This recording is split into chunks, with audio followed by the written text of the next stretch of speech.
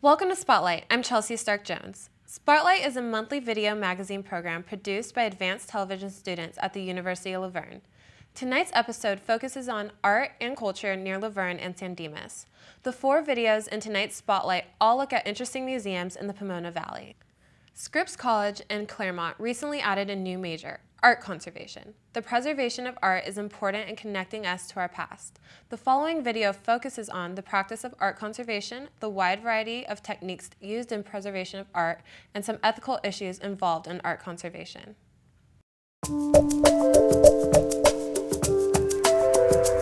You probably know of famous works of art, such as the Mona Lisa and the Statue of David. But would these pieces still exist if art conservation wasn't around? Probably not.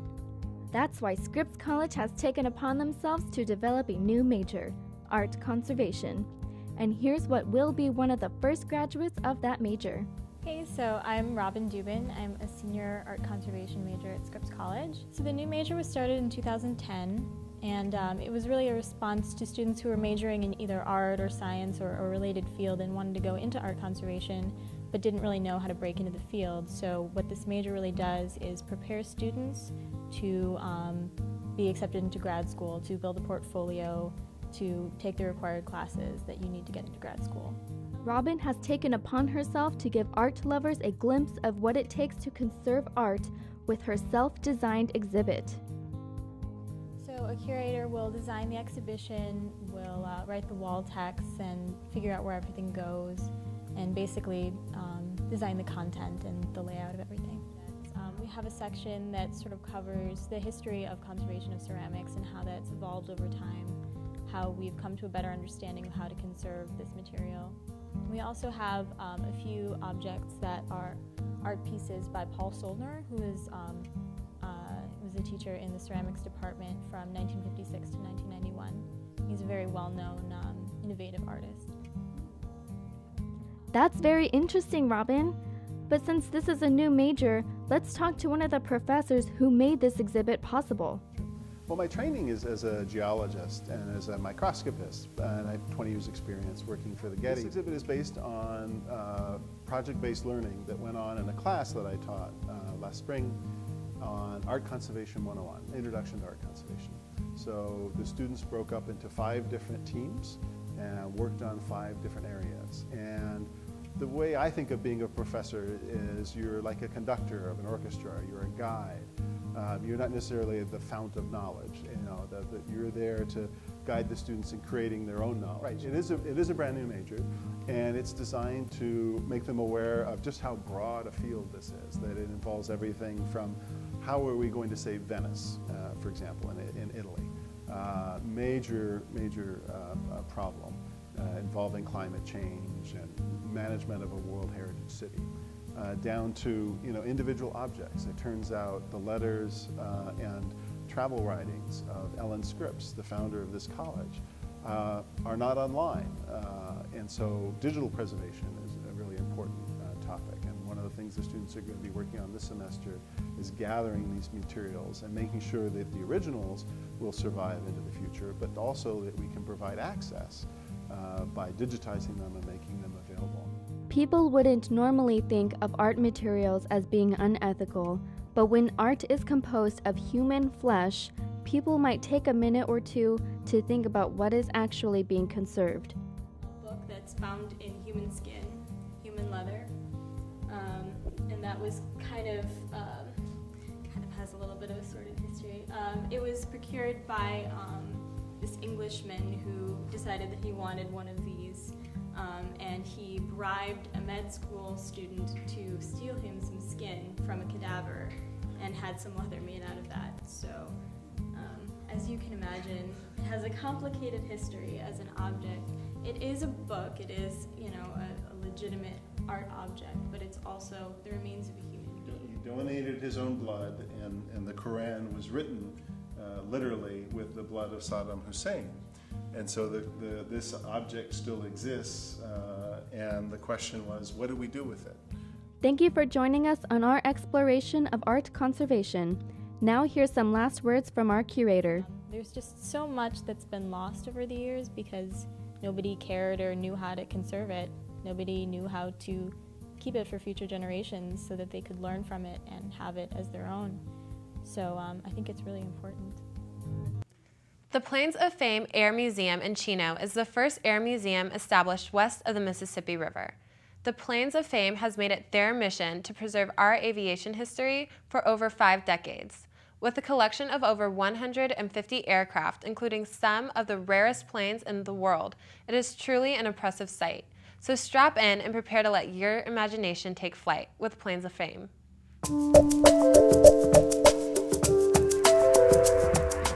Welcome to Plains of Fame Air Museum. The museum is all about aviation, as you can probably tell with all the great aircraft that are surrounding you. We've been in business since 1957, and we're founded by Ed Maloney. Well, I started building model airplanes when I was 7 years old, and then I was in the Civil Air Patrol during World War II. And then a lot of these bases had airplanes left over from the war, and they cut most of them up. And I started collecting in the late 40s, trying to save some of these aircraft. There was no aviation museum west of the Mississippi River, nothing. We were the first aviation museum out here. We opened in January 1957, Claremont, California, just west of Cable Airport. And now I'd say there are probably 600 or to 1,000 museums here in the country. They're all over the world. So people finally caught on to save some of the stuff.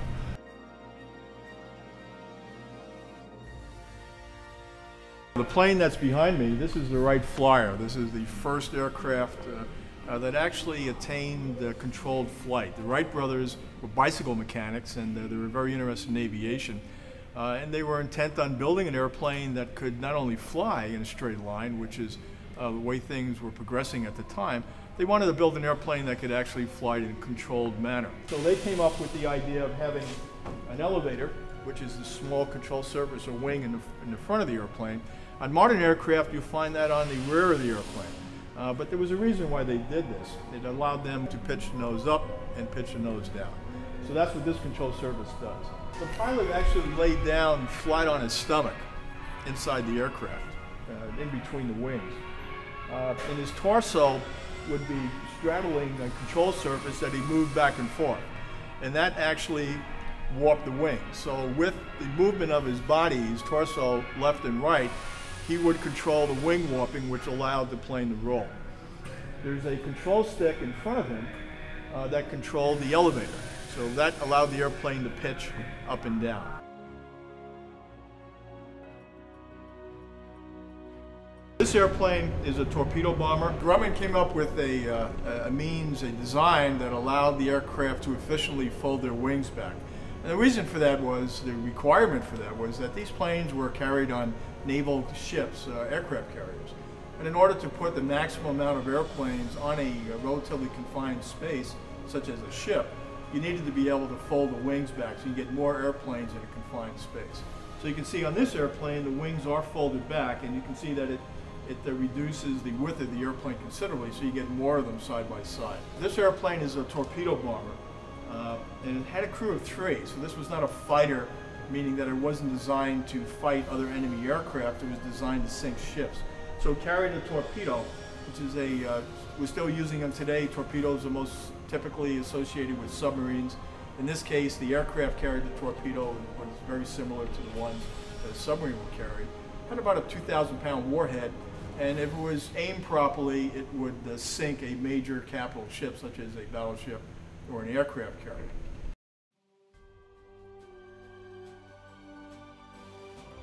The aircraft behind me is a German Messerschmitt 109E. This airplane was actually recently recovered in 2003 from a frozen lake in Russia. It was shot down during World War II. It's in actually pretty good shape, but if you take a good look at this airplane, you'll see a lot of bullet holes in it, and you'll know the reason why it actually crashed. So this is a pretty rare airplane. It's remarkably well preserved. You can see that the paint is still intact. The famous yellow nose Messerschmitt, so the yellow paint is still there.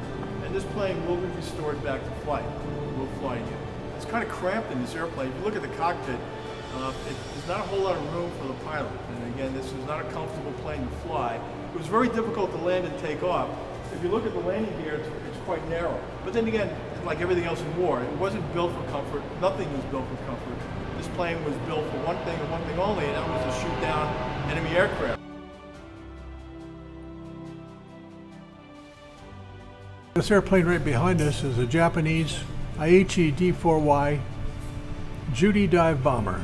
We're restoring it. It came out of New Guinea. It's a big process, yeah. Any pieces of skin, we have some of the original pieces that were still good, we left. Any that's corroded or anything like that, we replace. We've been on this over 2 years already, and we're trying to get it wrapped up here. Dwayne here is our chief engineer, mechanic on the aircraft, and has had quite a bit of experience. Well, our museum here is open every day, Monday through Friday from 10 to 5, Saturday, Sundays from 9 to 5. We have a big air show coming up that first weekend in May 2012, which we fly on all our airplanes here.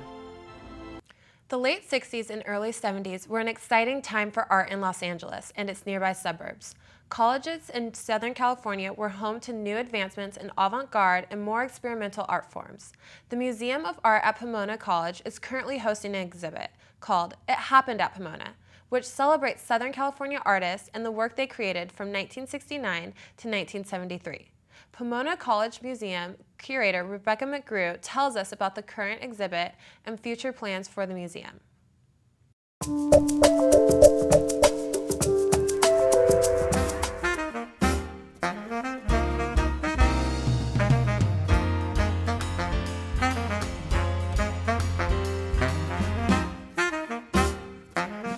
The most notable exhibit that the museum has ever put on view is actually on view right now. It happened at Pomona. What we're showing is that some of the most famous, most well-known, most avant-garde artists that were creating artwork in the 20th century, in the 60s and 70s, were actually all here at Pomona College. I started hearing stories from alumni at the college talking about this amazing time, and the 60s were a time of excitement and turmoil and a lot of questioning of authority and questioning norms in society and questioning norms in the art world.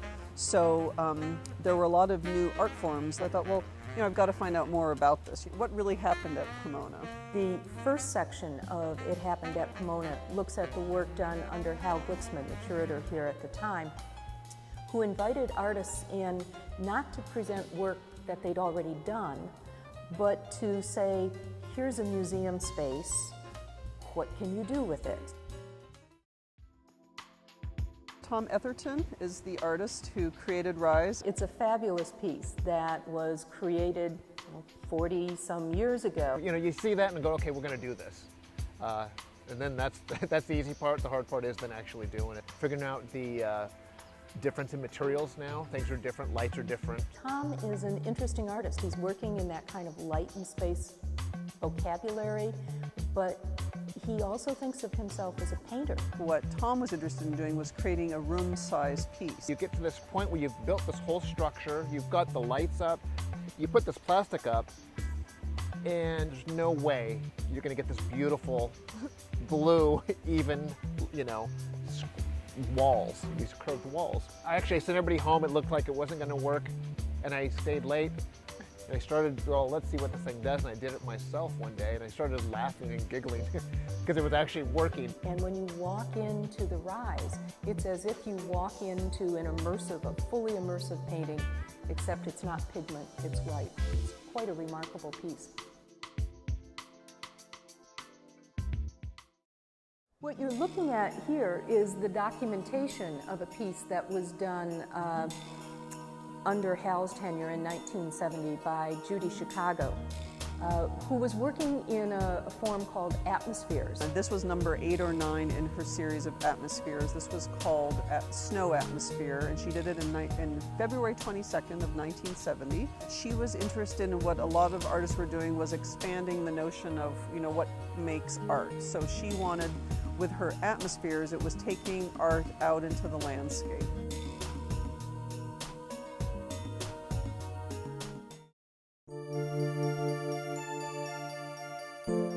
Lloyd Hammerl is the artist, and it's called Situational Construction for Pomona College. This piece that's reminiscent of sort of a sunset or sunrise landscape. Originally, the idea was to maybe when he originally did it, was helium balloons that would just kind of stay up. He figured that out, and the first one that wasn't going to work. So we just did a big grid, a lot of balloons. I don't think people understand that there's not colored balloons or anything. They're actually white balloons, but they're colored gel lights behind them. The biggest challenge was bringing water into a museum. There's a black pool liner on the floor of the gallery with about 3 or 4 inches of water. There's something so wrong with actually bringing a hose from the outside and bringing it into the gallery space and turning it on. That right there is just automatically, wrong. And the lead wires touch into the water, and that creates the illusion of the piece extending almost infinitely.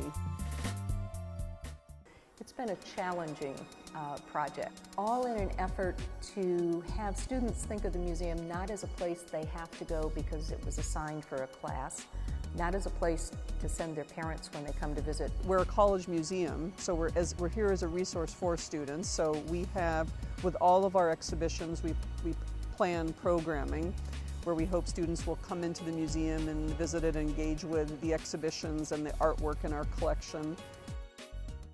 Creativity is in the eye of the beholder, and for some individuals, even the simplest things in life can be seen as brilliant masterpieces. Art Object, a new show at the Wignall Museum at Chaffey College, features artists who express their creativity through more than just a brush and canvas. And for one artist in the show, the world and everything in it is her studio.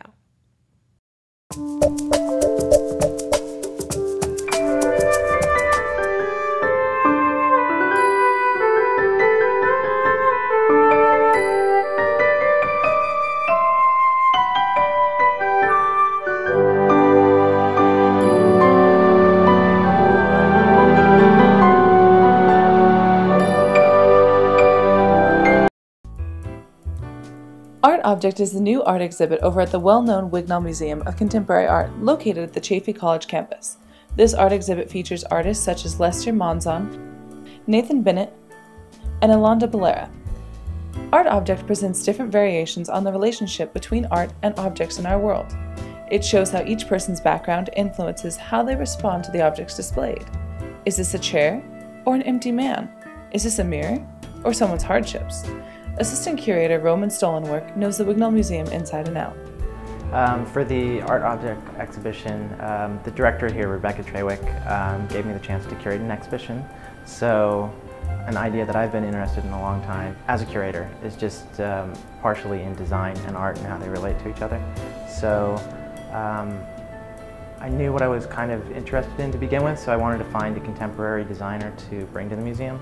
Art object, I think it's a really good idea. I think it leads us to question the aesthetics of objects, everyday objects, and then also the function of art. I like that, yeah, it brings up that question and it makes us look at that. I think it's really interesting, and it inspires a lot of debate between what is art and what is just a functional item. People are like, no, that's just a chair and I want to sit on it, and no, it's more than a chair, and it's something that we should kind of treasure. My favorite piece is This Limitation Leads Me to Myself by Yolanda. It's the first one that you really that really catches your eye and your attention. It's just kind of like, it looks like a roller coaster, and my favorite part of the piece is the fact that the rocking chair is at the bottom, and it's kind of like the foundation of the piece that kind of holds everything together, it looks like, which is ironic because it's a rocking chair. I thought of Yolanda Ballera as an interesting kind of play between people who are working with functional objects and then Yolanda, who is using functional objects in her artwork and kind of removing their functionality. Yolanda works with a wide variety of mediums, including found objects, furniture, and food. I think your favorite piece in some ways is always your latest piece, because maybe it's the thing that you don't quite understand yet. Because if I'm making art because I have questions about the world, questions about how things are relating to each other, how things can set up with each other, maybe once you figure out the answer to a question, it doesn't interest you as much anymore.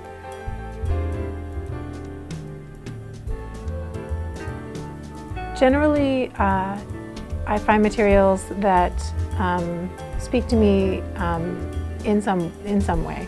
Whether it's out walking and you just see this thing by the side of the road and it fits perfectly to everything that's been kind of rolling through my head, and I've been knowing that I needed something but not knowing what it was. Sometimes I'll go on a specific quest, like to a thrift store, to find an ironing board. And you know, they can have 4 different ones there, but there'll be one that for whatever reason is the one. You know, there's no substituting it, even if they're all completely identical. There's a certain aura to an object that I think is how I choose materials. I definitely have made a lot of work with food, which gets really messy. For one artwork where I baked 12 loaves of bread in the oven at once, they rose into each other and they formed things that were their own. It was nothing that I created, but I just set the stage for them to perform on their own. So I think that's kind of what I like about food. I also like how it can be beautiful and so gross at the same time. Like after you've seen a headboard turned on its side, next time you're in a position to see a headboard, maybe you would feel a little differently about it. Maybe you would start to see that there's this kind of magic that can happen all the time. You know, I'm just pointing out one instance of it, but that it would empower you to walk through the world and see these things on your own without me. Alonda and all the other artists have redefined the meaning of art in this month-long show. Art Object will be going on from now until November 23rd at the Wignall Museum of Contemporary Art. Art is the desire of a man to express himself, to record the reactions of his personality to the world he lives in. Thanks to these artists, students can now go above and beyond to view their world as a giant art canvas. Thanks for joining us on Spotlight. Next month's episode will feature interesting local businesses. If you have ideas for stories for future shows or just want to let us know how we're doing, please contact us at the email at the end of the credits. I'm Chelsea Stark-Jones. Good night.